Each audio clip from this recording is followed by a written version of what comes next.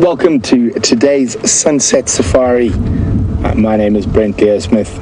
We have Tebs on camera, and that is a herd of elephants resting in the shade. We have James and Andrew on foot, and we have Lou and Jerry in final control. So not uncommon to find elephants just resting, or very restless if you're a young Ellie bull like the one right in the middle. Hoping that these guys don't look like they've been to the Djuma waterhole just yet, so I'm hoping they're going to move through towards there. I can't see any distinct wet patches on them at the moment.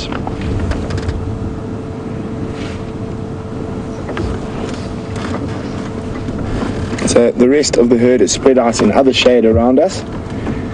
These guys just enjoying the shade of a large marula tree. So the three young ones on the left, a little bit more restless than the adult, who's quite content to just sit or stand quietly, occasionally lifting her trunk to give us a sniff. And a little boisterousness to the left.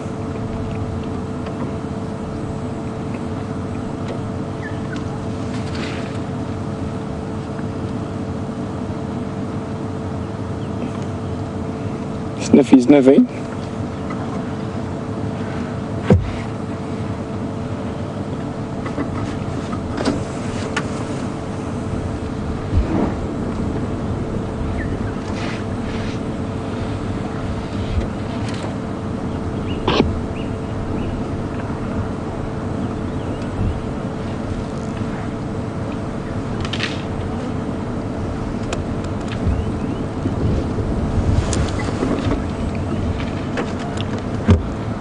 So Lucy, who's in South Bend, Indiana, he was watching the dam cam before the start of the show. Just watch this little one on the right there. It's going to throw dust. Oh yeah, it's throwing dust. Said there was an elephant who didn't want to share water with the others. What's my thoughts? Well, it's probably an Ellie bull, and that's not that uncommon. I've seen that all over the place, especially when water gets short while an Ellie bull is drinking. He doesn't like to be disturbed quite often, will chase other elephants and other animals away. So guys, I'm on the northern side of the riverbed that flows from the Djuma Dam. So there could be other elephants that arrive. So please, guys watching the dam cam, keep me updated in case there's another herd that comes to drink before these guys do.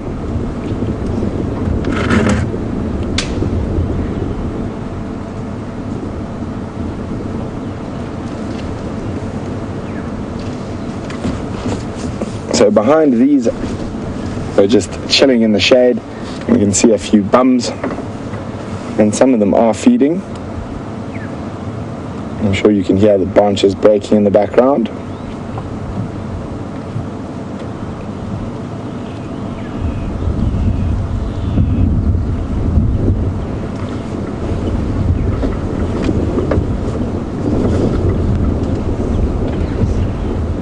Isn't that cute? Using the smaller one as a leaning post.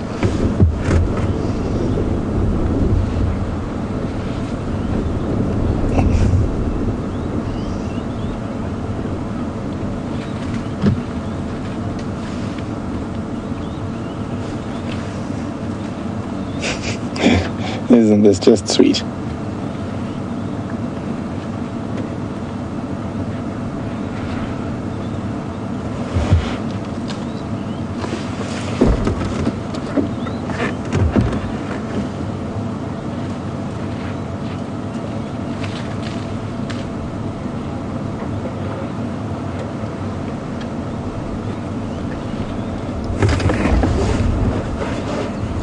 Well, a good morning or good evening to you, smart redhead who says she loves to start her day with big and small Ellies. We do too here. Oh, look at that. There's a little bit of bullying going on. Not really, just a little bit of playing. And it's very seldom you see an adult go down to the knees, but quite common with the little ones while they're messing around.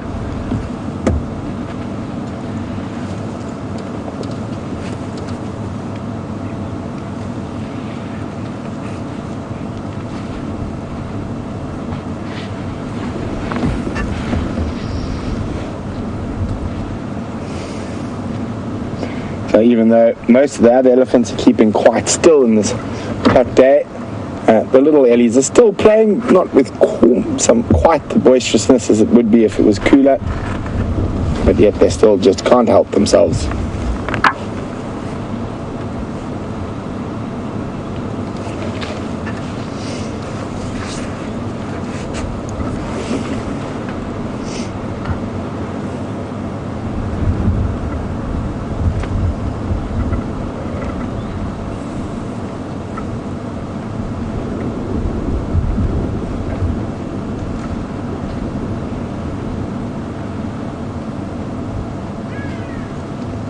And it's amazing that when they are like this in the shade, there's almost just a moment when one of the adult females decides time to go, and they go from static like this to on the move in a very short time.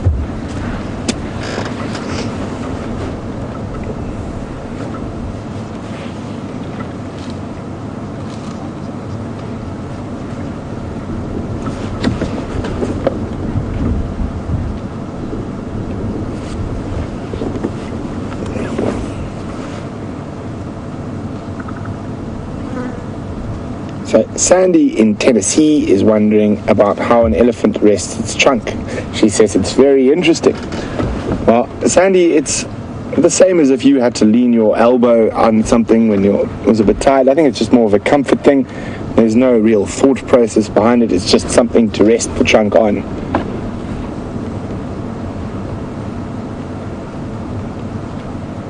Oh, we've got a curious one coming a little bit closer.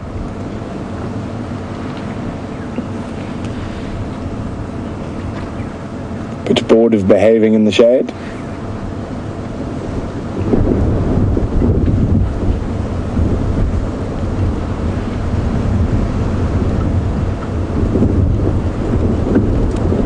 And here we go. It looks like it's just like that. Look at that. All of a sudden, it's time to move.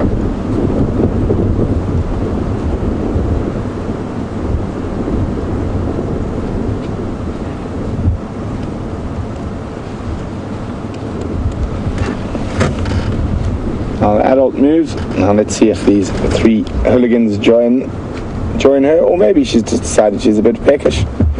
I'm quite sure the three hooligans are going to join her.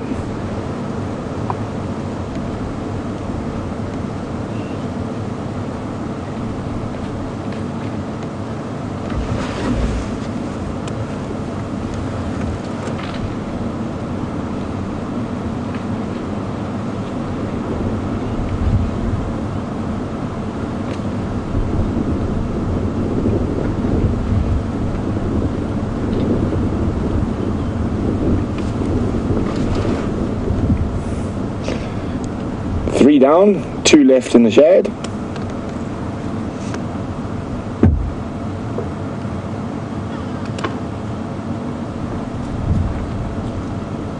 One on the right had a bit of an itchy ear, having a scratch there.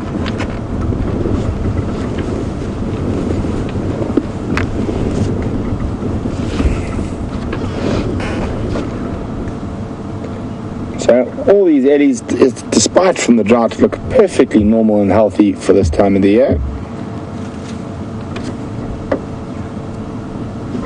Yes, apart from being a little bit jiggy.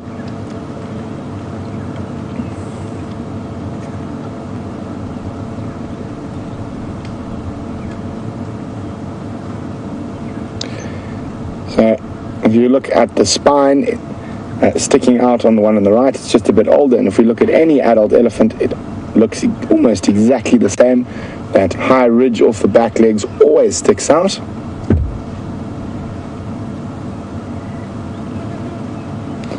So if we go across to the right, Tibbs, oh sorry, left, my bad, behind the little guy, behind the bush. So there we go, there's one there. We can see that high ridge off the back. And even if we look at the adults again, that high ridge on the rump of an elephant is quite common.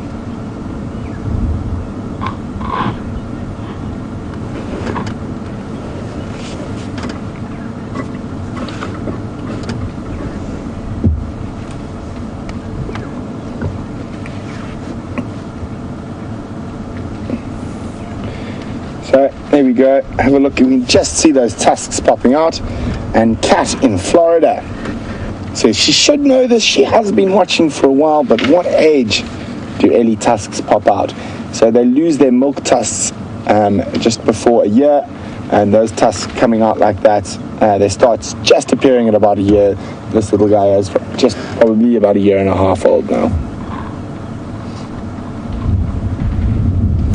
So I'm going to move around. These ellies are going to move into the drainage line. I'm going to go see if there are more ellies heading towards the Djuma Dam or the Gallagher. I will check Gallagher first, then back towards Djuma. But while we do that, let's go across to James and Andrew, who are on Shank's pony. 3. Well, everybody, we're hoping desperately that this is a Safari Live first. We are broadcasting to you from the boughs of a weeping boerbean tree, most of which is falling down around us. Andrew, you can see, is with me in the boughs of this great tree.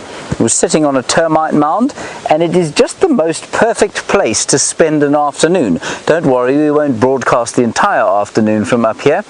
My name is James Hendry, in case you're wondering. My parents are both vervet monkeys. And on camera today we have Nat.Geo Francis branded completely in National Geographic wild stuff. That is excellent stuff, because that of course is who makes this possible for us.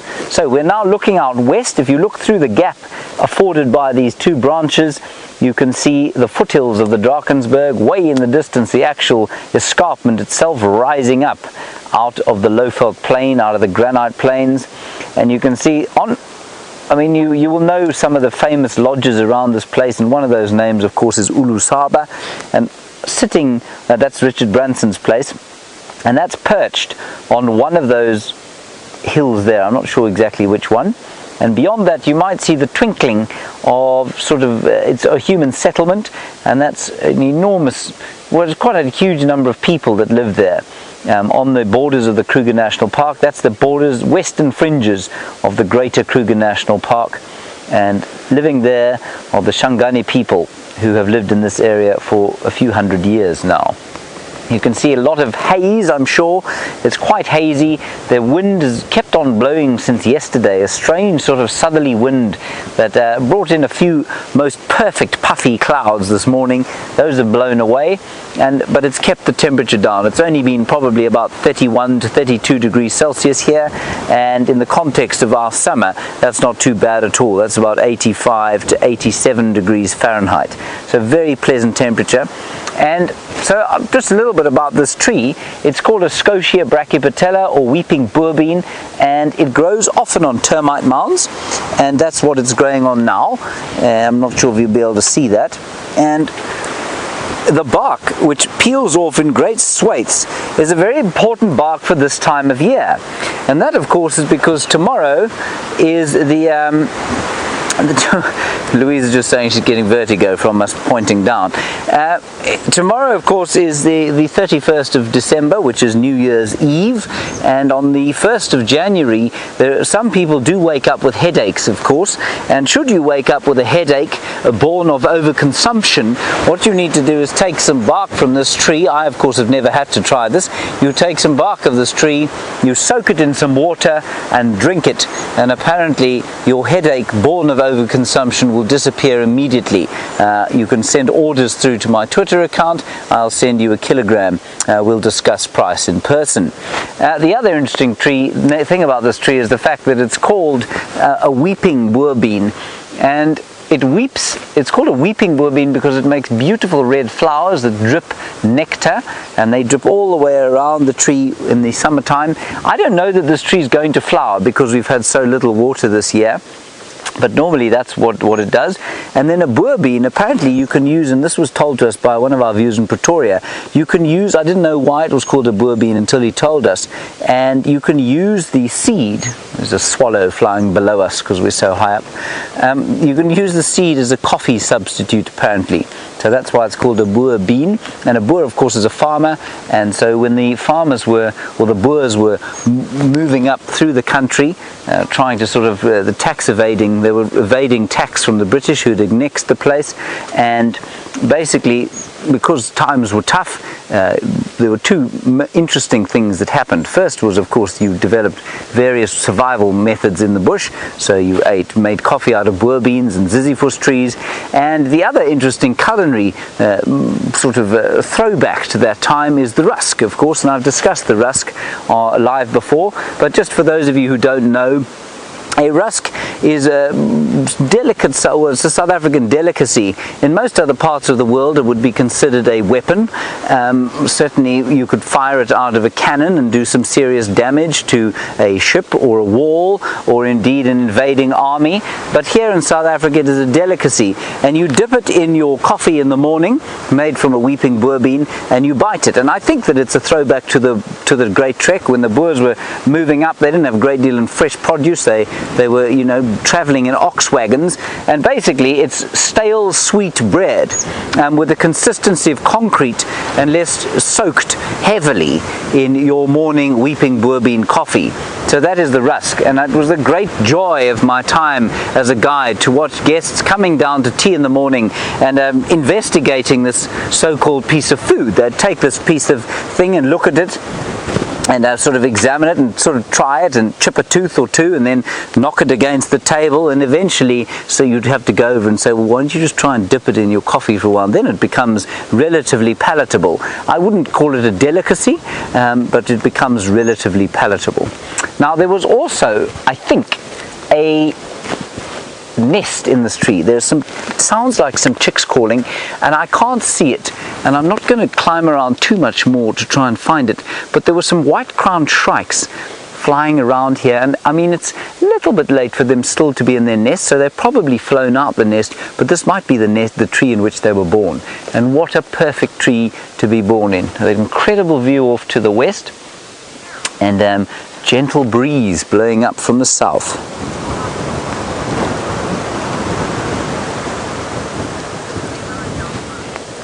Thank you, Cheryl, in Indiana. Your very kind comments saying that Andrew and I are taking you to new heights. We do what we can, and that there's never a dull moment. The camera may go dull if we drop it or if we plummet from the tree, in which case we'll cross immediately to Brent-Leo Smith.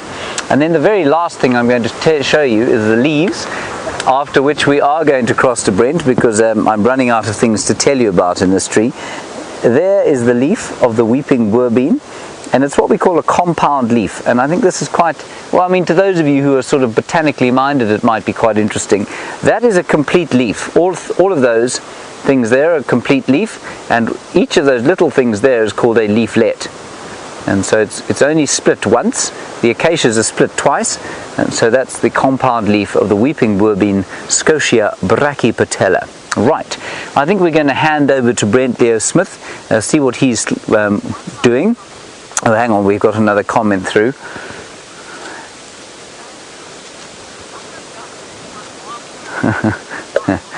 And very nice from Sean Holder in Secunda. Sean, you say lekker dag vir boomklim, and that means a great day for climbing trees. Absolutely it is, Sean.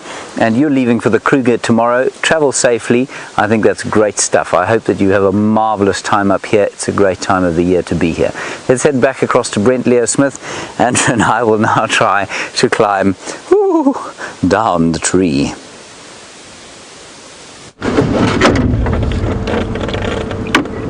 So unfortunately nothing at the Gallagher waterhole, so let's go back towards the eddies we were with just now. So beastly hot, 30 degrees, but with this, not a cloud in the sky and this gusting wind. It's also a very dry wind. It almost feels like the beginning of winter, quite chilly this morning. So no rain for the foreseeable future in my opinion. But I could be wrong. Two things one should never predict: the weather and a woman's moods.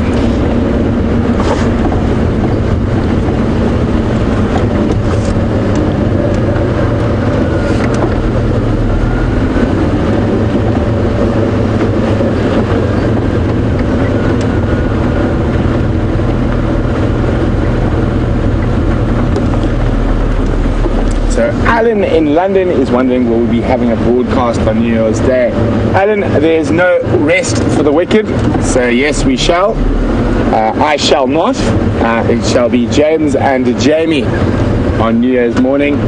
Andrew and I will be setting off to Johannesburg, where we plan to trade the low fault of South Africa for the low fault of Zimbabwe for a couple of days.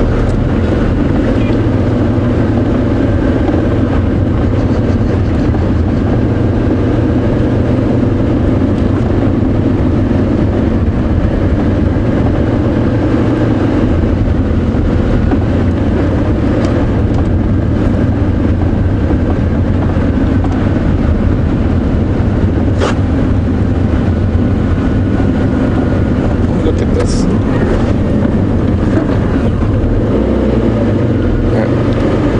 Now the mom and baby moving across the quarantine clearings, heading for some shade. There's mom, there's the little one.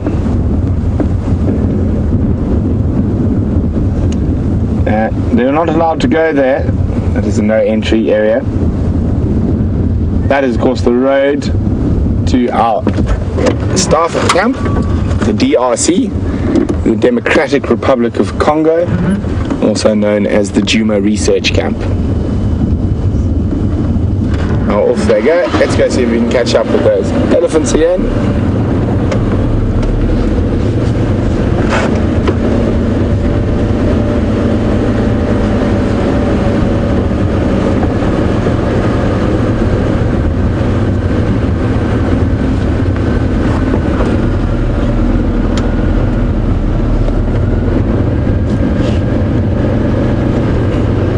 A good afternoon to Jan van Rensburg.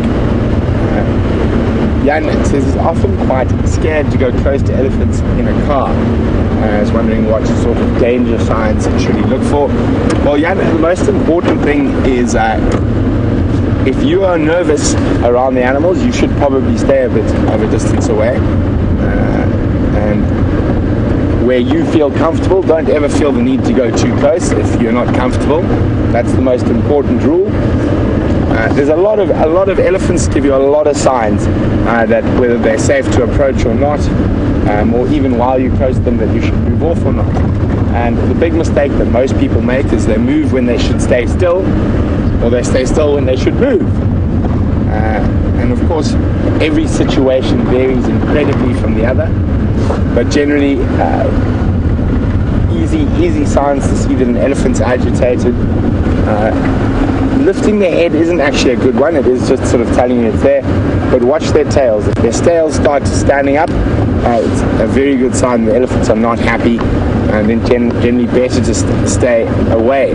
But quite often when you do get into a situation with elephants that could go either way, it is made to go the wrong way by people starting the car and moving. And 99% of those situations, you should switch off your car and keep still. And let the animals move past. They might give you a few warning charges. But, and as I said, it's very difficult because every different situation is completely different from the next. There's no hard and fast rules. Hello, little wildly beasts. All resting in the shade. We're going to do the same. We've also got a zebra resting in the shade. There's all the sensible animals having a snooze in the shade, staying out of the hot sun. And this zebra, of course, is not sensible. There's some sensible animals, all the baby wildies. And one of last year's babies, all having a good snooze.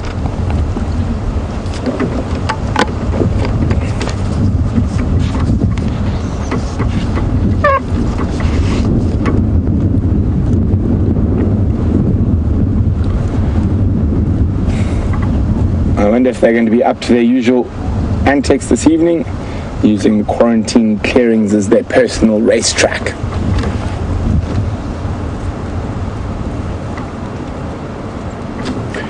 Let's go see if we can catch up with those Ellies again.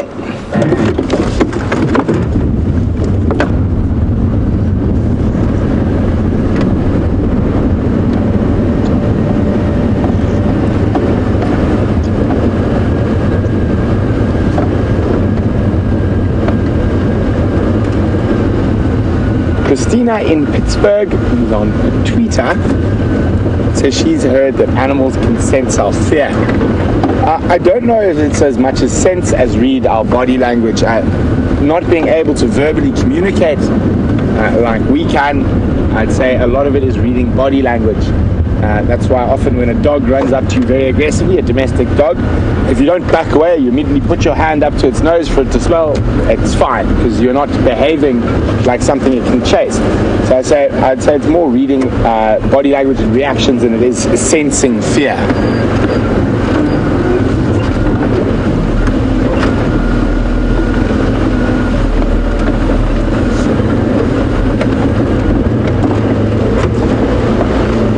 You must remember, over the years, a lot of us have had many people on the back of our safari vehicles, and a lot of them in the beginning very scared. And if that was the case, all the animals would sense the fear, so to speak, and therefore behave accordingly. But if we drive the vehicle sensibly, etc., and sort of don't give them a reason to chase us or to behave aggressively towards us, they don't. So that's why I don't believe they sense fear. They read that or react to your behavior.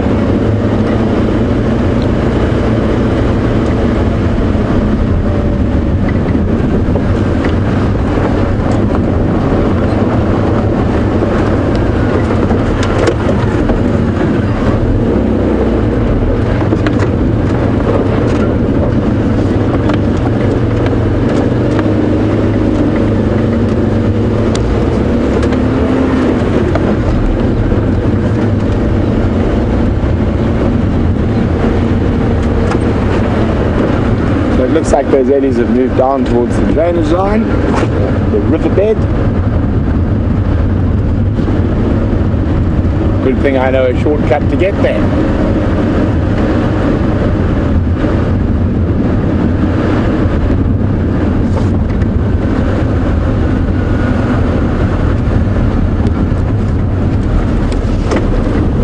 They might be heading to the deeper shade around the dry riverbed.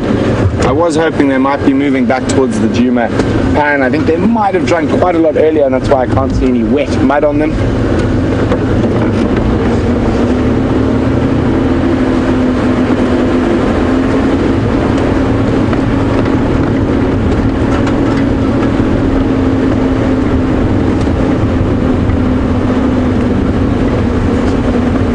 Where have these ellies gone?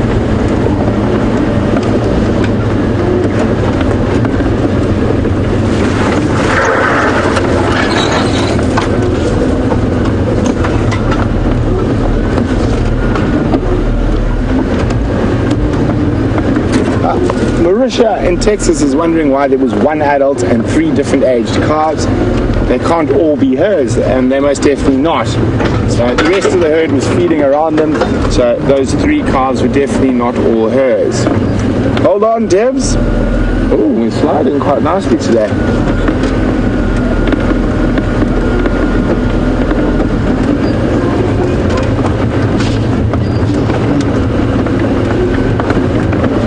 See if we can catch up with these ellies down in the Mawati Creek bed.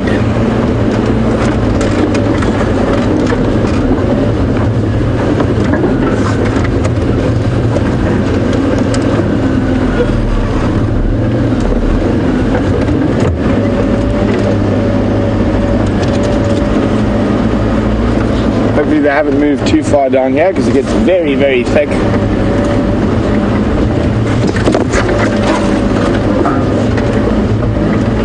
Any sign of them up there, Tebs?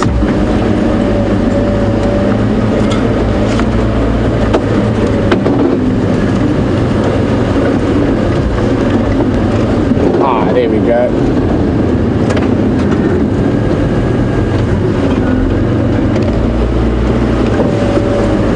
So, Tom in Dallas thinks that don't people release pheromones when they're afraid? Shouldn't the animals be able to pick this up as well as an elevated heart rate? Well, Tom, if you're an elephant, is there any particular reason why you should pick up on human pheromones? Not really. You'll pick up on other elephants' pheromones. So I think those are definitely more based towards different species rather than as a whole, a general for all species. Well, here we got a nice Ellie bull.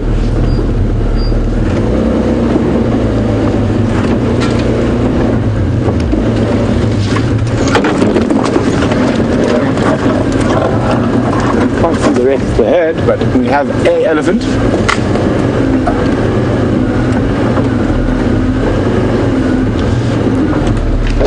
Boy. It's okay. Young bull, mid-20s, maybe late 20s. Playing in the sand in the drainage line.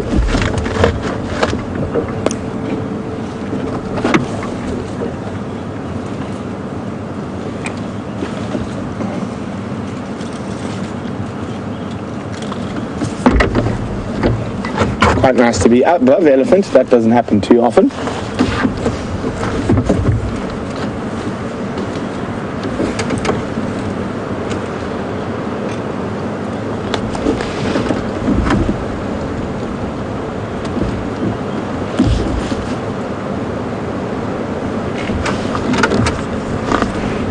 Looks like he's found some grass or plant I can't see from where I am, but it's still green and down in that little drainage that he's feeding on. Let me just turn around, let's follow him.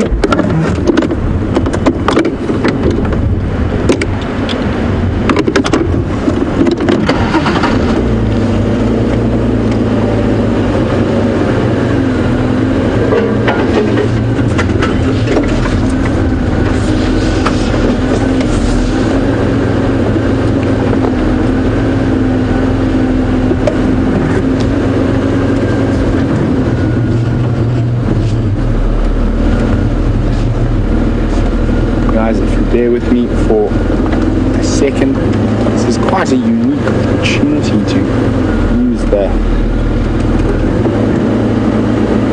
VR rig.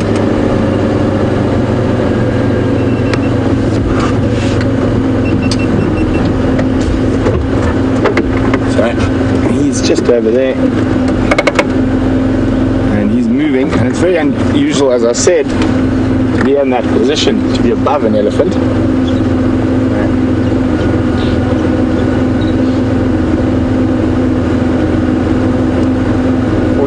One of our GoPros took just a whack from a branch.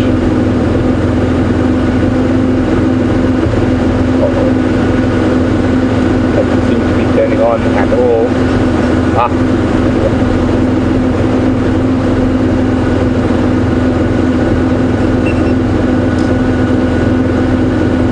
Good to go.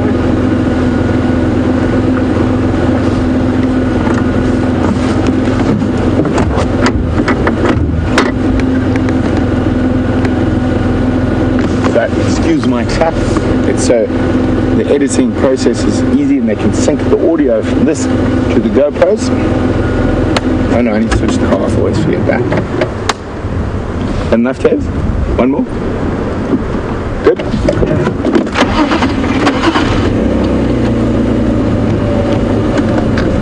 So it is incredible to have an elephant bull in a drainage line or a creek bed where we are able to get a slightly different perspective, sometimes above at least eye level. So there's the Ellie there, we're just going to sneak forward.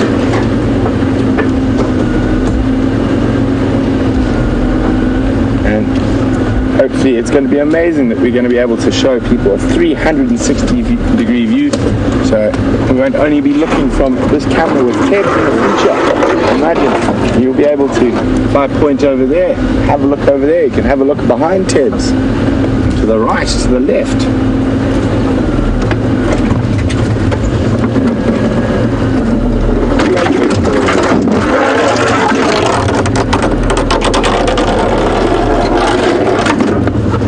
There he is, just slowly moving down. Ah, I see what he's after. So he's in the bottom of this dry riverbed, and there's still obviously a little bit of moisture, and he's feeding on some sedges that are still green. So he's literally walking up, munching sedges.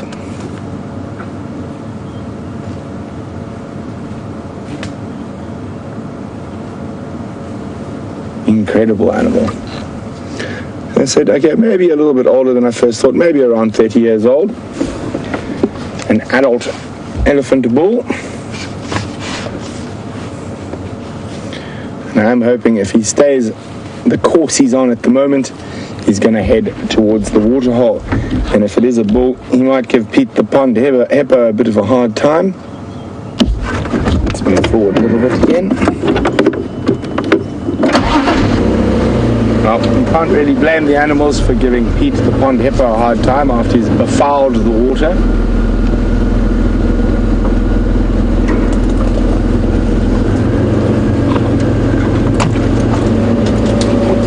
You good, Tizzy?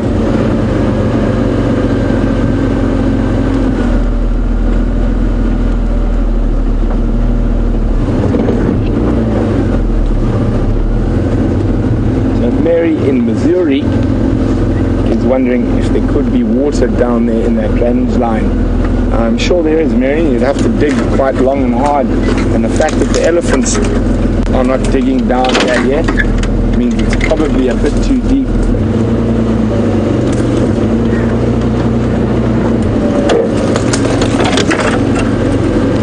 It's okay, big boy.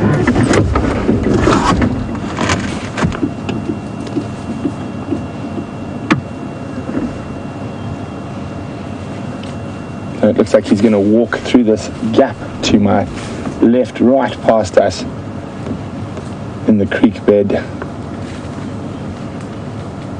Oh, he's having a stop for a sedge snack.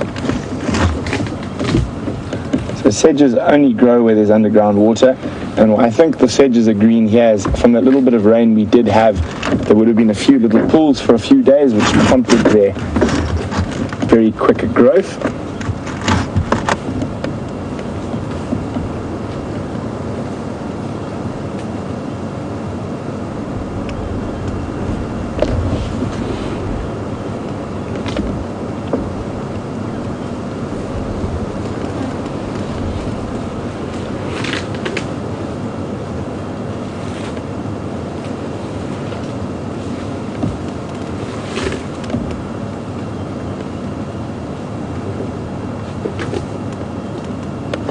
So if he continues this way, we're going to get another very interesting elephant perspective, and it'll be from directly behind him.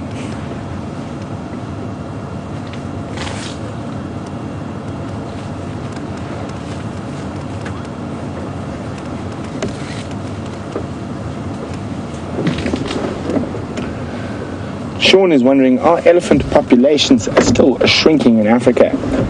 Well, Sean, in South Africa, the elephant population is quite stable at the moment and actually increasing. But other places in Africa, particularly Tanzania, Kenya, Uganda, Congo, the elephants are under serious threat.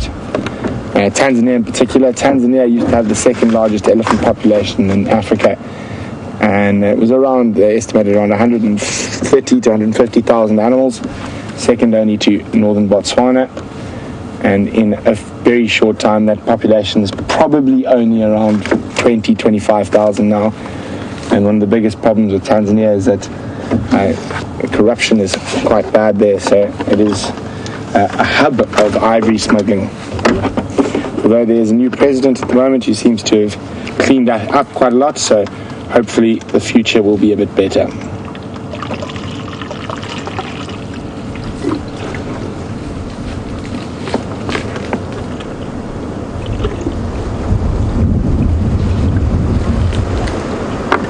You can see it's just moving from little pocket of sedge to pocket of sedge.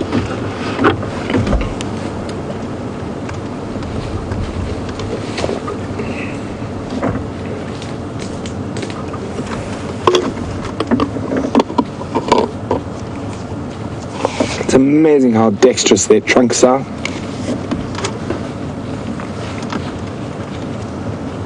And you're picking up such tiny little pieces occasionally and piling piling them into his mouth. Oh, he doesn't like wild basil because he skipped over the basil and carried on going.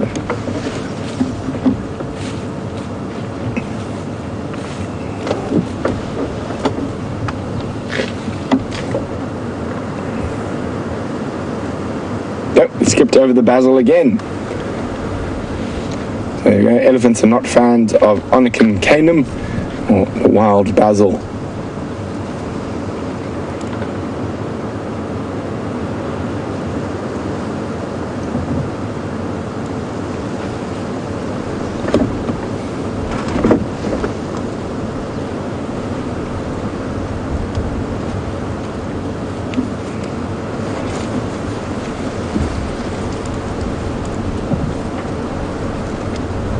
I do love spending time with these Ellie balls.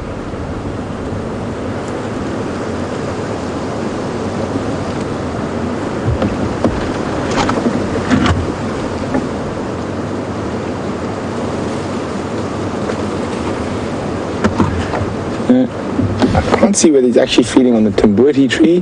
No, it looks like he's feeding on the little grivia or raisin bush beyond the Timbuti tree. So if he was feeding on the Timbuti tree, that would be slightly unusual. Elephants, giraffe, black rhino, baboon and kudu sometimes feed on Timbuti when they've got a bit of a bad stomach or bad parasite infection in their stomachs, and it purges their system. The milky latex of the Timbuti tree is highly noxious.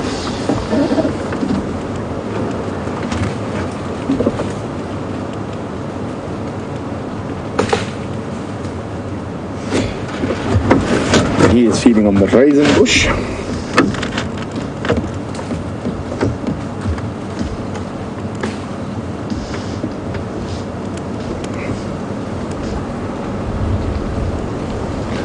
So we're going to wait for him to head closer towards the Djuma waterhole. While we do that, let's go have a look what James and Andrew are up to on foot. 3. Right everyone, welcome back to the bush walk, and you are in a forest of Meirua parvifolia, or the bush dwarf bush cherry, a completely uninteresting tree, but for the fact that the first time I saw it was this morning, and here it is again. Now we're standing on a termite mound, and I, like our ancient ancestors, or the animals with whom we share an ancient ancestor, the chimpanzee, am fishing for termites. I did manage to catch one earlier, and there is a termite. Now if I was a chimpanzee, I would eat it. And smart redhead, you wanted to know if these mounds are indeed still used by termites. There's your answer. This mound is absolutely live. There are millions of these termites underneath there.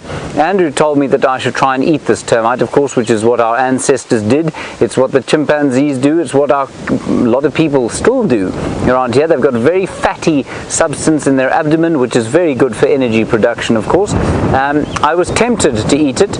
I then felt sorry for the termite, so I'm not going to eat it at all. The other reason I'm not going to eat it is that you can see, I'm not sure, it's got some very severe pincers on the front of it. Its mouth parts are very sharp, and they will draw blood, and I will probably then hardly be able to talk to you for the rest of the drive. And that's a little soldier termite who's grabbed onto the edge of this grass in order to defend his kith and kin from the machinations of whatever was trying to attack them, in this case us. Right. We'll drop him back in there. See, no harm done, everybody. I would say that this termite mound, I'm just going to leave Andrew up there for a second. This termite mound, in extent, goes from probably around here. Okay, now I'm going to walk all the way around it, give you an idea of how enormous it is. I'd say it probably made at about, say, what did we say this morning, 4.5 square or cubic feet of soil a year are made here, and you can imagine therefore how enormous this mound is and how long it took them to build. And so now I'm coming round to the edge of it here, and this mound I think probably would have taken close to between I mean, if you think of it at sort of 4.5 cubic feet of soil a year, I think we're looking at closer than 50 to 75 years for a mound this size. And so I mean, it's the proverbial tip of the tip of the iceberg here on the top, and at least the same again, probably 5 or 6 times the same again underneath the ground, and often going all the way to the water table. So that is the great fungus-growing termite, Macrotermes natalensis. So let's put this one at about 50 to 75 years old, and that's what I'd say. And it could have been recolonized before, at least again. It could have been, I mean, it would have started off with just 2 termites, a king and a queen, and she would have started laying eggs, about 20,000 of them a day, and then it may have gone dormant. When the queen dies, the mound will go dormant. And then it could have been recolonized, say, I mean, millions and millions of those alates go flying up into the sky after the first rains every year, and they could well have landed here and just recolonized it. So a magnificent piece of architecture out here, and a source of great amusement to me always. Come this way. We're heading towards Treehouse Dam at this stage, and we're hoping to find something there. There's a little puddle of water there, and perhaps there will be a warthog or 2 lurking about the place. Ooh, let's have a look here, Andrew. We've got, what do you think's going on here? This is a midden site, and this midden site is a wildebeest. Now here's a classic wildebeest track. There we go, around the right size, and you can see quite square, not nearly as round as something like a kudu's.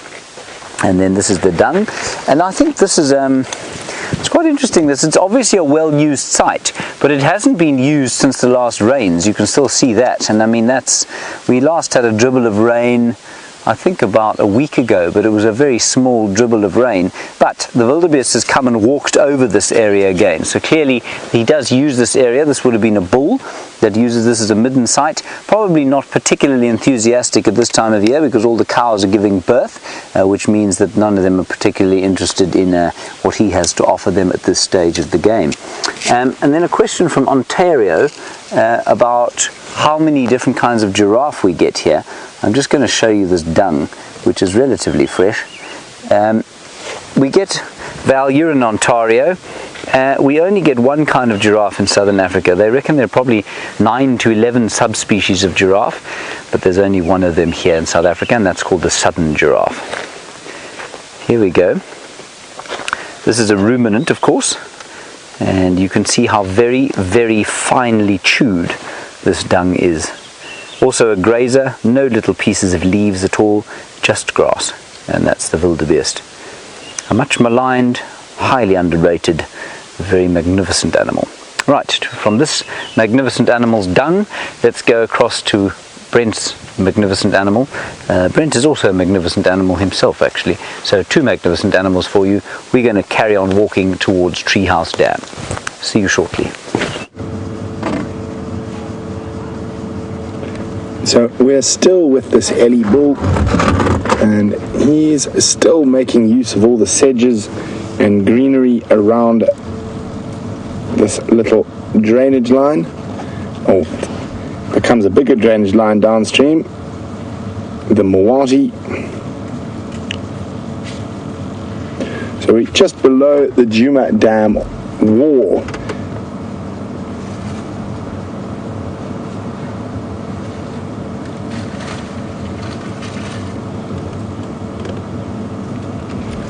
And I'm hoping he's slowly mobile towards the water. Could be quite fun to see him interacting with Pete, the pond hippo.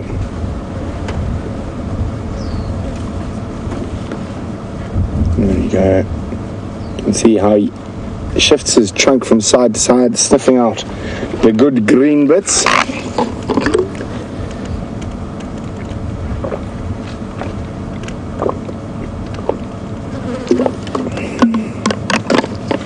Very relaxed bull.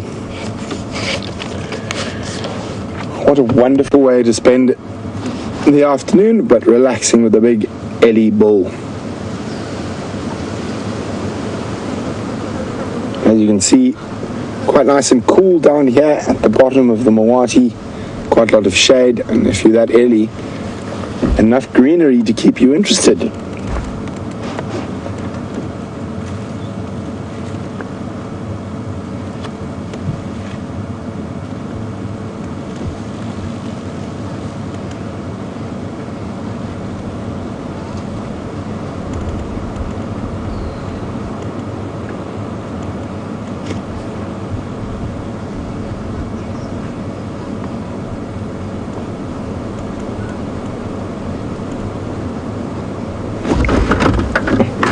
Well, Shell is commenting that I say basil and she says basil. Shell, I must remind you that the English language was invented in England, and basil is very much an Americanism of the English word basil. So, I'm going to stick with basil, but you're more than welcome to stick with basil. I do, however, think you might be incorrect, and I've got a feeling James is also going to agree with me on that one. Was the Queen's, after all. Very interesting language, English.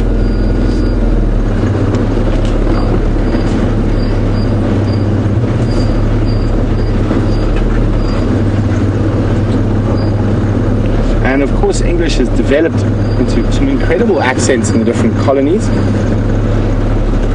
If you look at America and New Zealand, Australia, South Africa, all very distinct, almost accents, now even dialects with very special words that have snuck in.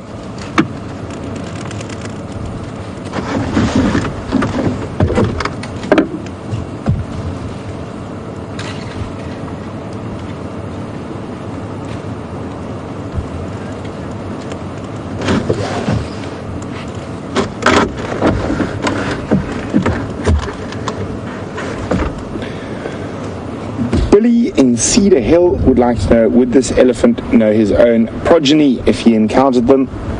And would he treat them differently from other young elephants? Billy, I can't be 100% sure on that answer, but I don't think so. These bulls will mate with multiple females from multiple herds over a large area. So I feel it is unlikely that he'll be able to recognize his own progeny. And quite often, most Ellie bulls treat young elephants with a little bit of disdain and a little bit of irritation. That is why unless they are looking to mate, and they are a must, they tend to spend their time a little bit apart from the breeding herds of females.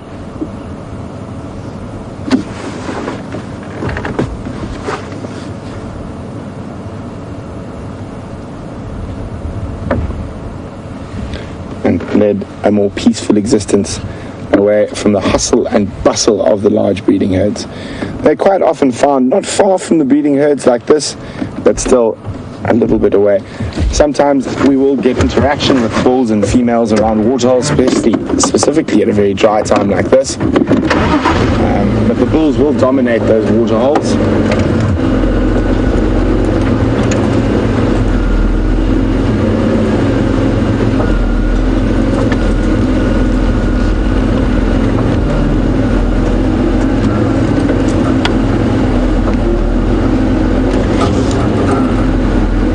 Jacqueline in Georgia would like to know if I've ever seen two bull elephants fight for the right to breed, and could I describe it a little bit? Jacqueline, it is an incredibly loud affair. It's almost like the earth is thundering, and it is very, very aggressive. And they go from gentle giants to maniacal demons when they fight for mating rights. And it is a very impressive an epic battle, and you can imagine two animals of about 6 tons each running at each other at about 25 miles per hour, and the incredible force of that collision. That's how often when you look at big elephant bulls, that's how their tusks are broken. It'll be from those massive collisions fighting over breeding females, or the right to breed with females and estrus. He is still slowly making his way towards the Djuma waterhole, but he is taking his sweet time. enjoying the succulents, or what succulents are left here in this riverbed.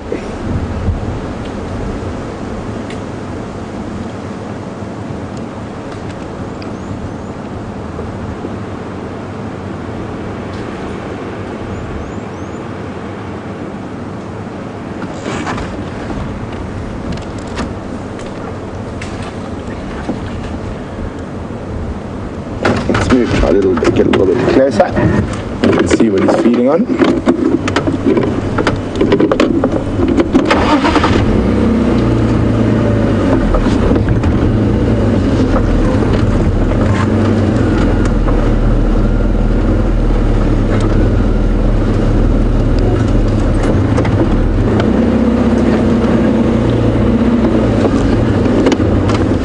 So Steve Blake is wondering what the device is attached to the front left of our vehicle, and there's also a fluffy thing on my dashboard. That is a virtual reality rig. It is a group of 7 pictures that are simultaneously, I think, taking pictures, time-lapse, Tibbs? Video. It's video, right? They're simultaneously videoing a 360-degree view around, and then this microphone is recording, and then they will sync it up somehow. That is above and beyond me. And what it is to try, it's a new technology. I think it's called Ocular Rift, if I remember correctly. So you would be able to wear a helmet and go on safari, and then wherever you turned your head, you would turn to where one of those cameras had filmed. And obviously it's quite new technology and still very much in the testing phases, and that's what we're doing at the moment. We're testing it, hopefully to try perfect it and see if it has a viable use out here on the live safaris. So he's popped up to where we can't. I need to try to find a way to stay with him.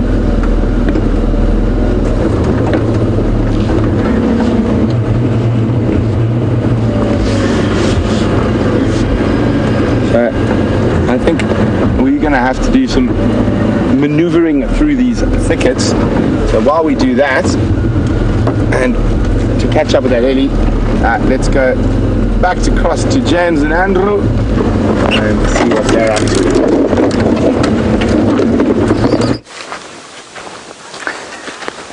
to. Right, we are just wandering down now quietly. We're about to go into some thicker stuff here, and there are buffalo tracks all over the place. I say that now, and of course there are no buffalo tracks. Here we go, here's one here, Andrew. There's a beefalo track there. That's an old one, roughly the same age as some of the dinosaur tracks you'd find around the place. That's a joke. And so we're going into some thicker stuff now, down towards Treehouse Dam, where there's not a lot of water, of course. There's a small puddle, but that does mean that we need to walk a bit more carefully, a bit more slowly, a bit more quietly, listening. Our ears, of course, are one of our most valuable senses out here when we're on foot. Our eyes are great, of course. We've got good eyes, not as good as some of the animals out here. Oh dear. Andrew just got an enormous piece of knobthorn stuck in his knee, but he just pulled it out. He's now bleeding profusely, of course, but don't worry about the cameraman, they must just suffer it. So we're walking gently down towards Treehouse Dam, like I said, and I've lost my train of thought completely now. I was just talking about being quiet and going through these sort of thick areas, especially down to the water on a warm afternoon, just keeping very carefully aware, listening. That's what I was talking about. I've got it now. Looking. Our eyes are good, but also our most underrated sense is our sense of smell. We smell very well, and you can develop a sense of smell far more than you think you can, especially if you're a non-smoker. Smokers, I think, don't smell nearly as well as those of us who have yet to, let's just say, those of us who find it a socially less than acceptable practice. Come this way, Andrew. And especially, I find that when I've been in a city for a long time, my ability to smell is definitely reduced. But now, being out here for a while, my sense of smell becomes a lot more subtle, because the sense out here is just that much more subtle. So we don't have big blinding or big overwhelming smells here. So you'll smell the subtle smell of of a waterbuck as you're walking through the bush, maybe some fresh elephant dung blowing in on the breeze. That's something to be very, very aware of. We have tremendously sensitive noses. Okay, so now, as we walk down here, you can see that the bush is getting much thicker, and that thick bush is just homing in on the drainage line or the dry stream that eventually will feed into Treehouse Dam, and that stream eventually feeds into the Mulwati, which of course is the major drainage line that runs through Djuma. So very carefully listening, smelling, and most importantly just enjoying the feel of being in the wild out here. Andrew, watch your aerial over there. I shall move this stick for you.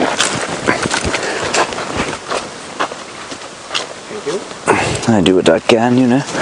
Right, done.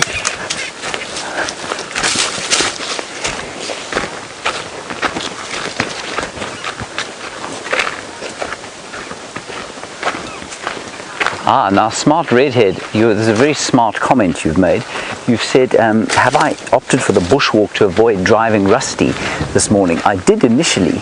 Actually Andrew did, because he didn't want his vertebra compacted. But mercifully, Opar, the resident mechanic, he's called Grandfather, that's what his name means. He's about 28, I think. And he is our mechanic, and he changed the shock absorbers on Rusty, and she is like driving a gondola through the canals of Venice now. So no, we're just walking because it's nice to walk. Can you get through here, Andrew? There we go. Some very deeply ancient elephant dung there, and you can see that it's very pale. And that, what season do you think that was deposited in, everyone? Andrew, you can be everyone for the moment. When do you think that was deposited? How can you tell what season it was deposited in? There's a lot of grass, so I would say... I would say the winter, and I'd say the winter simply because there are no dung beetles in the winter time, and so it hasn't been split apart. So if you look in here, there we go. Lots of sticks, not so much grass. And of course, if you find fresh dung in the summer, normally it's been split apart by dung beetles, so I would say this was winter. Andrew, you get 0 out of 10. Let's go across to Brent. He's losing sight of that elephant. Probably not the same one that made this. This one is very old by now. Let's go across to Brent. We'll keep going towards Treehouse Dam. See you shortly. So this Ellie bull has moved into a thicket, and he's busy munching away happily. We are very close to the Djuma waterhole, even though the visuals might not be great at the moment. What do you guys think we should do? Should we stay or should we go? Send your answers through to questions@WildEarth.tv or use the hashtag SafariLive on Twitter. Should we play the patience game while the elephant is in the thickets? Or should we move on and see what else we can find? And as I often say, the most important thing in getting the great sightings is patience. The most important arsenal in your weapon when getting those incredible sightings, and it looks like you might move out of the thicket. However, we are on the other side of the thicket, so let's see if we can do the same.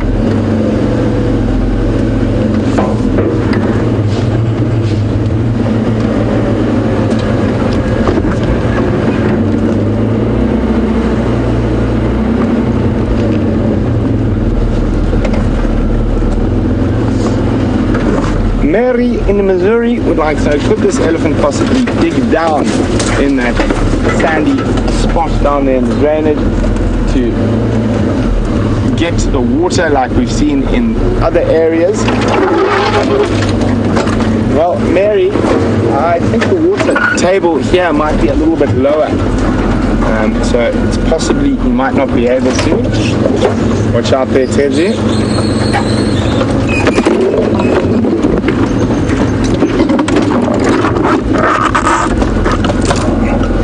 We're not as mobile through the thickets as the elephants are, unfortunately.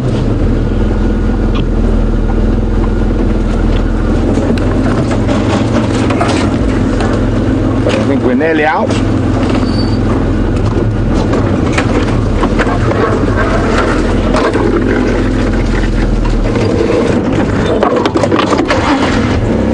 Good. Oh, lost my jersey.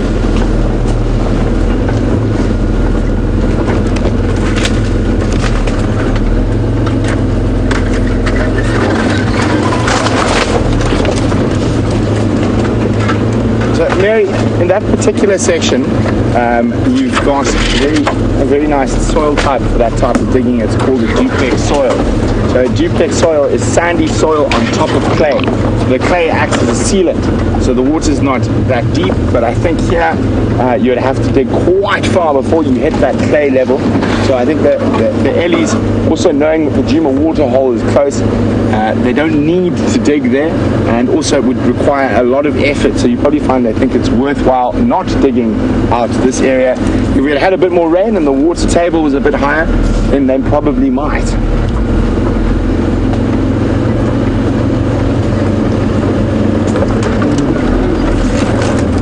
So the Djuma water hole is probably 150 meters behind me, and Ellie's just in these quarry thickets here. Let's see if we can get a visual from here. We should get a little bit further. I can hear him breaking branches.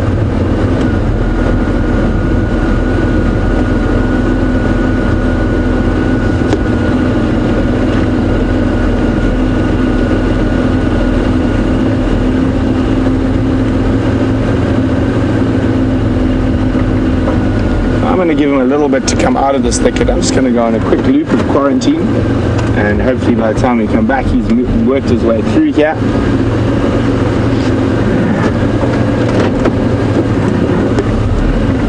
Oh, there he is.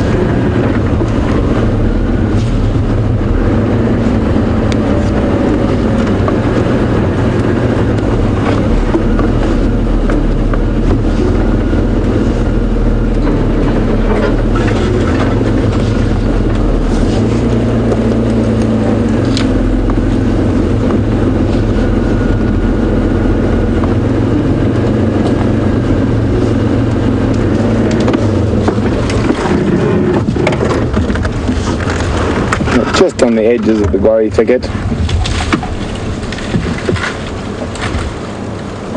Look at his back legs. He just stepped over the fallen knobthorn. Can't see what tree he's feeding on at the moment, but it does look like a quarry.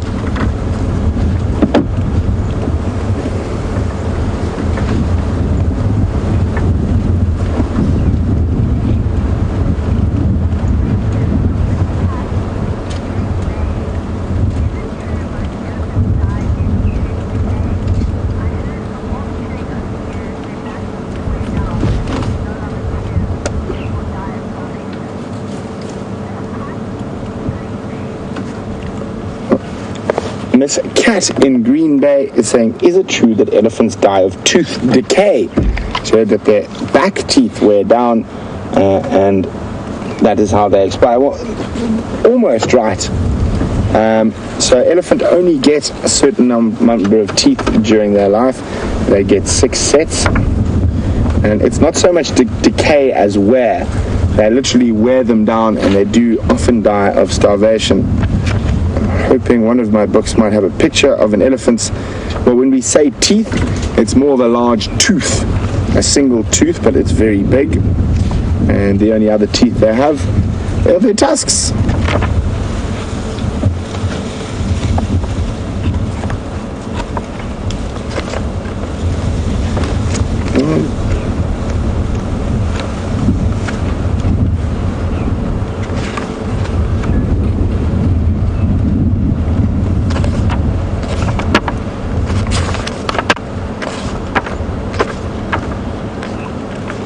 Unfortunately, no pictures of the teeth.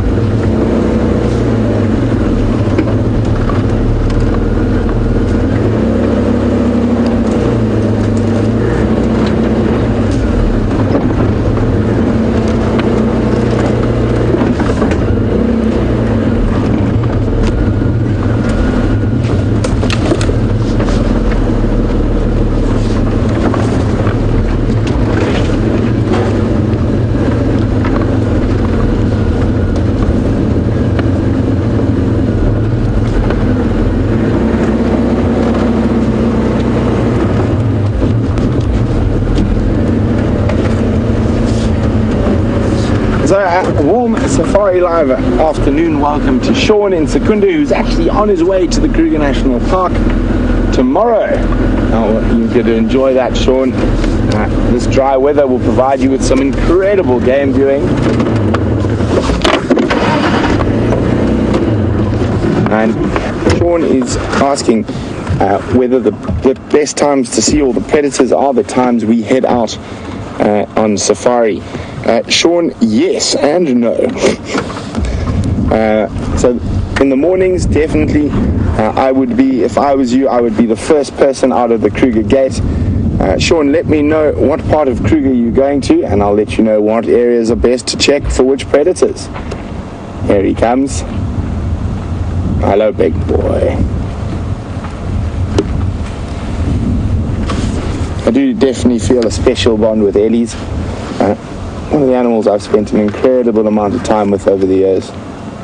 On foot, yes, you're so big. On vehicle, from boat.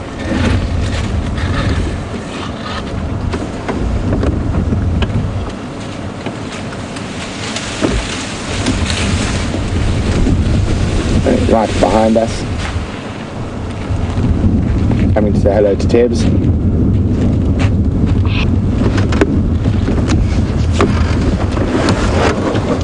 Where are you off to, mister? The water's that way. Huh? So I said it did look like he had a drink earlier. I was hoping sometimes the Eddie Bulls will come back for more. It doesn't look like he's going to. He's going to keep moving.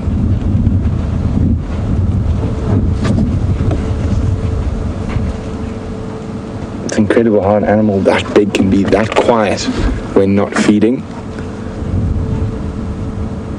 Just the softest touch of a pad. So back to Sean's question while we reposition.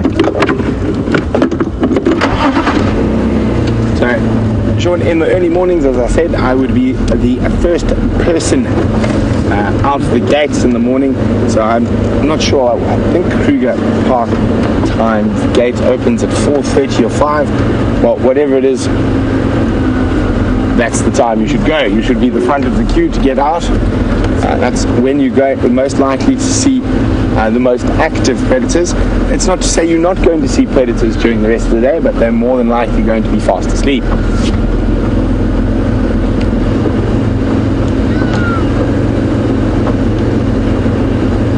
And depending on what part of the park you are, there's certain areas you should focus on, especially with it being so dry at the moment. So just let me know which camps you're staying at, and I'll try and lend a bit of advice to what areas you should work and at what times of the day.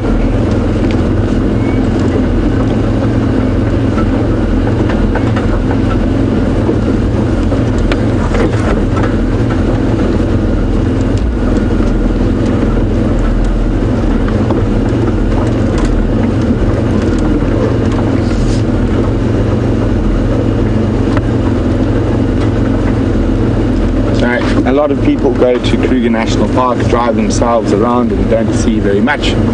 Just a few, probably a month or so, or just over a month or so ago,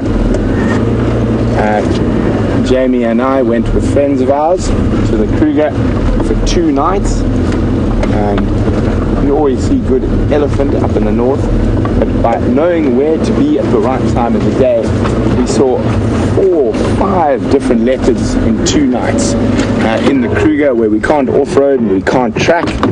So if you can't off-road and can't track, you really have to try and be in the right position, the right place at the right time of the day to increase your chances of seeing predators.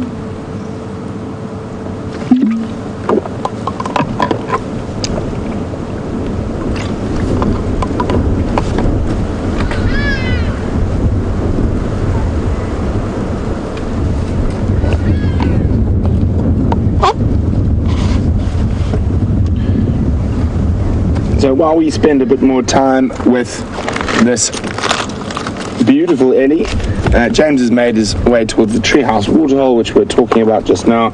So let's see what's out and about there. Finishing.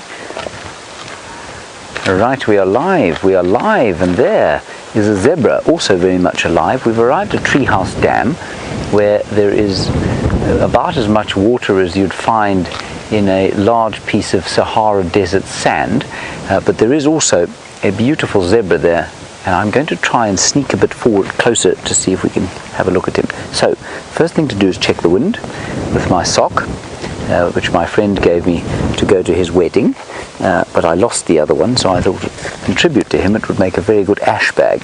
So the wind is blowing perfectly in our favor. A zebra has a good nose, it has a very good sense of hearing, and also very good sight. So we're going to try and sneak up on him from behind. So he won't smell us, but he will see us if we make a noise, and he'll certainly hear us if we make a noise, of course. There are some squirrels alarm calling off to the right hand side there. It won't be at us, but the zebra will be very aware of the squirrels alarming, and I suspect probably interpret the sound more competently than we can. So if the squirrel was, say, shouting about a leopard, I suspect that or a lion, I suspect that the zebra would know the difference between that and perhaps a snake. Now he's turning slightly towards us. I'm just going to keep an eye out for the rest of the herd. Now with the wind blowing, of course we're playing kind of predator here. This is perfect for the predators because we can kind of walk. We're not that silent when we're walking. Andrew wears a size 15 boot. He's also carrying an enormous pack on his back, so it's difficult for him to walk quietly. But we're going to sneak a little bit closer, but because of the wind, he can't hear us. Now imagine you were a lion creeping through the bush here. Your tawny flanks, you'd go down into a crouch here, your shoulders sticking out. You'd probably use the cover here, so we can still see him, but he doesn't know we're here. And you'd sneak, and you'd be looking around all the time, just checking to see if there isn't another member of the herd waiting to alarm call at you.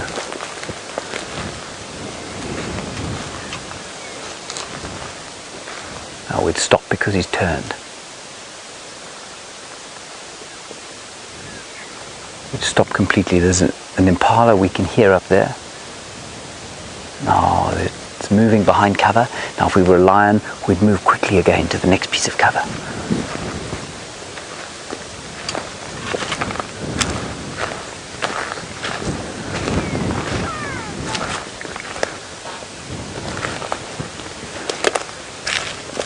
Now I've made a noise by crunching a leaf, so I'm going to freeze. And I can see a kudu watching us now. Now if I was a lion, that kudu would be going bah, bah, it would be barking. Can you see it, Andrew? Come around here, you'll see it. And the zebra. I can't see if the zebra's turned to face us or not. I think it has. Is it facing us, Andrew? I think it is. I think he's facing us. So he heard me crunch those bushes there. Now, obviously a lion's foot wouldn't be crunching on the bushes. Yeah, the zebra's well aware of us now. Now he's looking. Let's continue to act like a predator, and that's what will happen. You see. Now if we show ourselves, that's wonderful. If we'd showed ourselves as soon as he saw us, there are more zebra there now, 3 of them. If we'd showed ourselves, he probably would have moved off, but much less panicked. But you saw the way he froze, pricked his ears up, smelt the wind, tried to see what it was that was creeping behind the bush. And the kudu, did you see the kudu, Andrew? No. You can see it there now. She's not worried about us at all. She's just running off there. That was wonderful. Now Shell, in Detroit, you worried about zebra. I have said that they're quite nasty before, and you said, are we not worried that it might charge? Shell, no. Not when we're on foot like this. They're watching us. It's highly, highly unlikely, far less likely than if it was, say, a buffalo, but even a buffalo wouldn't charge at this distance. They'd be far more likely to move away. Right, so now let's dispense with our lion act, because obviously they've seen us, and if we were lions we'd move off into the bush. Now we're just going to walk out into the open and stop behaving like predators. Unfortunately we're going to have to watch a game drive go past first. That's okay.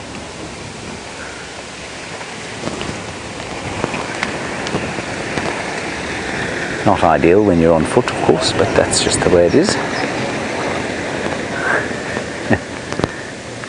So what a lion would have done then, once it's discovered, they stand up, they give up, and they probably slink off somewhere else. But if they're clever and they're hunting in a pride, of course, the one that's been spotted will stand up and wait, and others will go round and then chase the zebra towards the one that's been seen. That's the idea anyway. Okay, now let's try and continue with this thing. The zebra have gone up through here. There's nothing at the dam. But let's have a quick look at the amount of water that's here. Then we'll walk back up through that block, and Shell, you'll see that all these zebras have moved off. No animal out here is going to attack you or charge you if there's any, if they can't move away from you.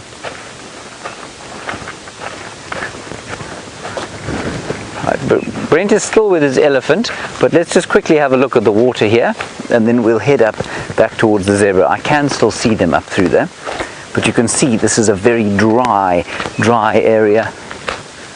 Not much going on here, but the elephants have dug. Oh, there was a dove in here. The elephants have dug to water. This is all because of elephants here. You can see it's been dug away. And I think it's elephants and it's animals that have come and used this as a wallow. But this is underground water. This is not remnants of the dam. This is from underground flowing water, and you can see it's actually relatively clear. There's a patch here that you can see it in here. This is not sort of the same clay that you find at the bottom of Buffelshoek Dam, for example. This is genuine water that is flowing underground. So were you to come and sink a borehole somewhere around here, if you were going to have a camp or settle down for I don't know, a little while, an extended period, this would be a good place to dig a borehole. And the elephants, of course, can feel this water moving under the ground, and that's why they know where to dig. They're excellent natural water diviners. Okay, we're going to head back out towards the zebra that way. We'll hand you back to Brent and his elephant and see you in just a little while.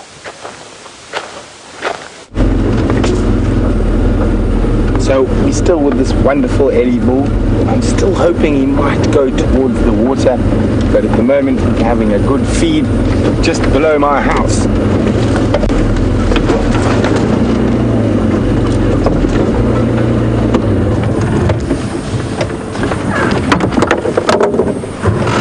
So moving quite slowly through the bush, stopping to feed on anything that takes his fancy. Like that little bush willow. No, you decided, no, you didn't want that. Just testing whether it was worth having a munch out of.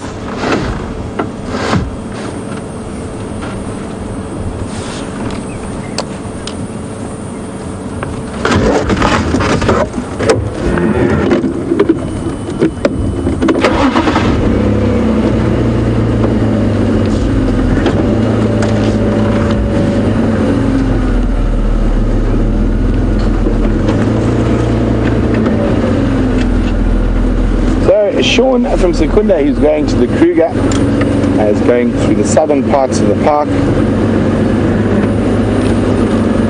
Hello, big boy. Well, Sean, you're going to see a lot of elephants. And he said you're coming in from Kamajipoort, then you should definitely maximize, especially in the early morning, late afternoon, that riverine frontage on the Crocodile River. Go slowly, but if you're out there early, a lot of the dominant leopards in that area utilize the roads that run parallel to the river as highways, and the same for Skakuza and Lower Sabi.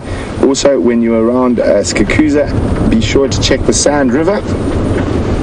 Very, very good leopard country, and also you get a few leopards that are Sabi Sands leopards that meander that far. Their territory falls both in Mala Mala and the Kruger National Park, specifically the males.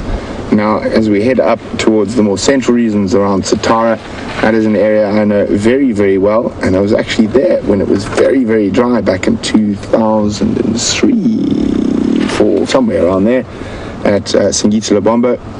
And the whole Wanetsi, or S100, Kamana Dam, all very good for lion and leopards, but just remember they're going to be after the buffalo and wildebeest at this time of the year. So the Kruger have closed a lot of their water holes, so I'm not sure which ones are still open, but anywhere that's still got water. The whole Timbavati River area, also very, very good, accessible from the Orpin Road or towards Orpin Gate from Satara. And that is one of the areas where we saw a few of those leopards when Jamie and I went a month or so ago. But Crocodile Bridge, really good for cheetah. I saw really nice cheetah the last time I was down the southern end of the park. And of course, Lower Sabi to Skakuza along the Sabi River for leopards, and the Sand River. But also, while you're around Satara, keep a big lookout for the white lion cubs of the Shishangan Pride. I know they were seen actually as recently as yesterday outside of the Singita concession on the Wanetsi Road.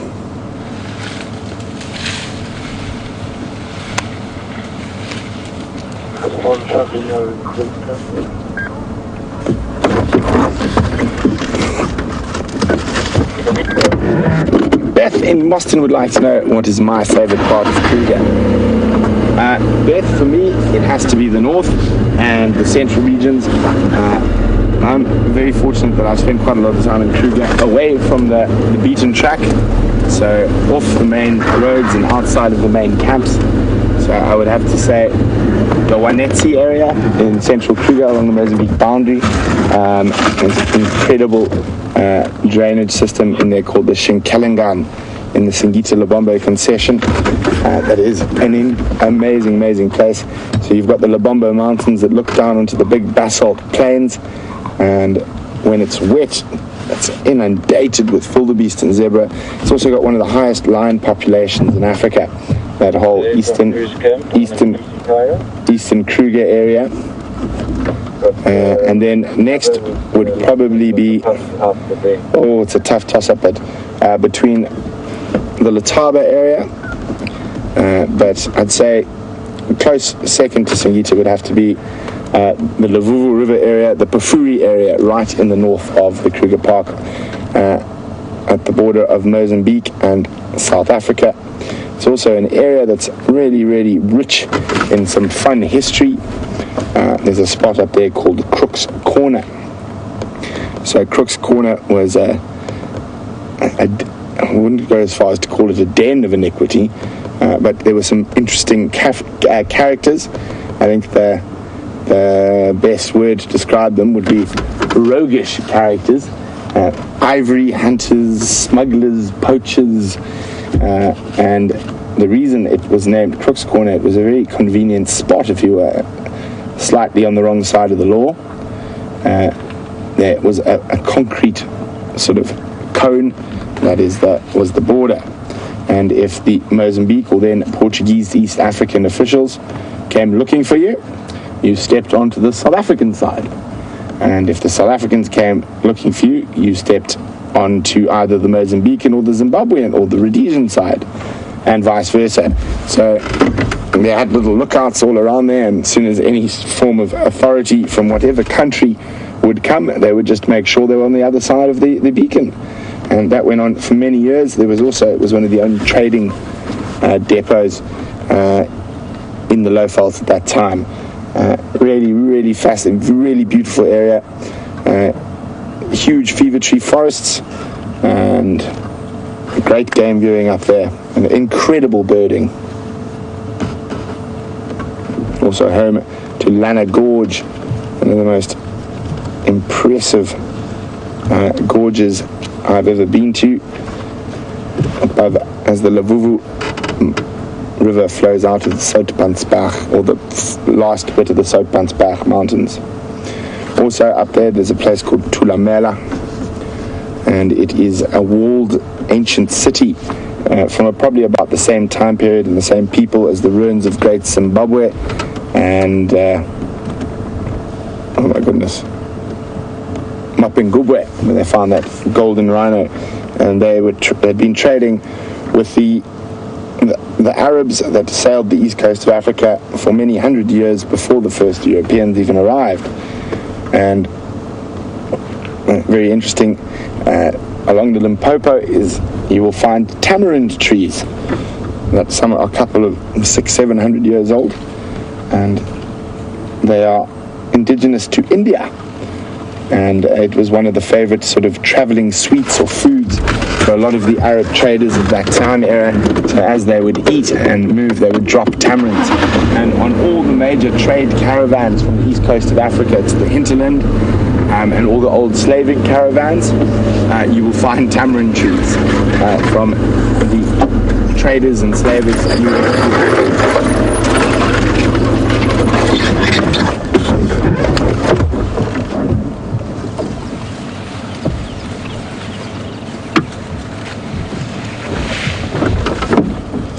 Looks quite upset with a lot of the leaves he's trying.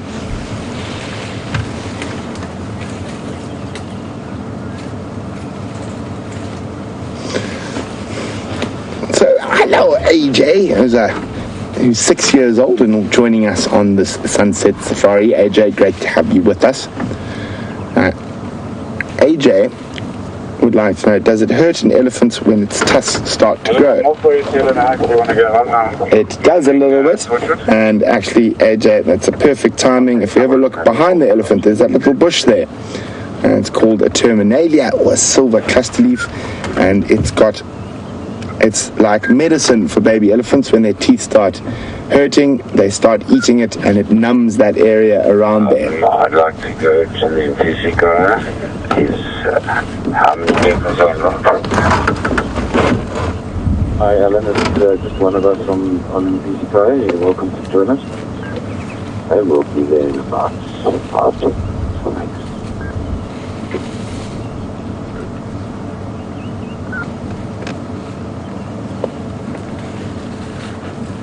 It's amazing how watch his trunk move through the ground, sniffing for the good bits and completely passing over certain other ones, and he's got a good bit there. It looks like I couldn't see what it was before it popped in his mouth. See how he moves that tree that was pushed over by elephants much earlier in the year to get to some of the plant species that were protected growing underneath it.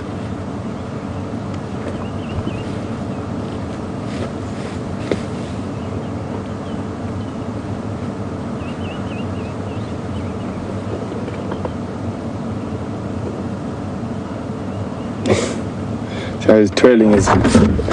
It's amazing, he twirled his trunk for a single strand of Arathusa, of love grass. But he is trying to add a bit more to his pile. There we go. But I mean, he managed to grab a single strand of grass with that huge trunk of his.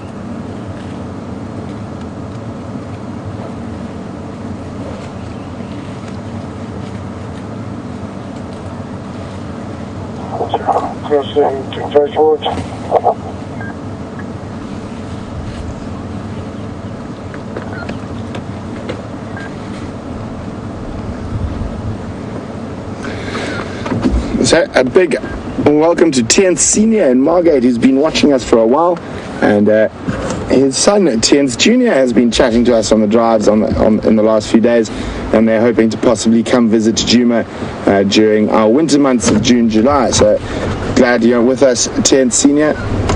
He'd like to know why the elephant, bull and cow's head shapes are slightly different, and watch his watch. So the bull's head shape is slightly more rounded, it's a lot more large and robust, whereas the female's far more angular and sharp. And the main reason for this is due to the fighting, and they have big collisions, so it's for them to take a lot bigger collisions than a female would. And obviously you want to be rounded when you're colliding with something, not sharpened, and that would cause it to break.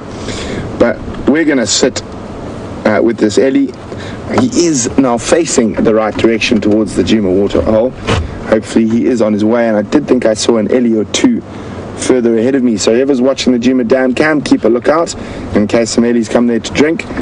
While we sit here, let's go across to James, who's with a striped donkey.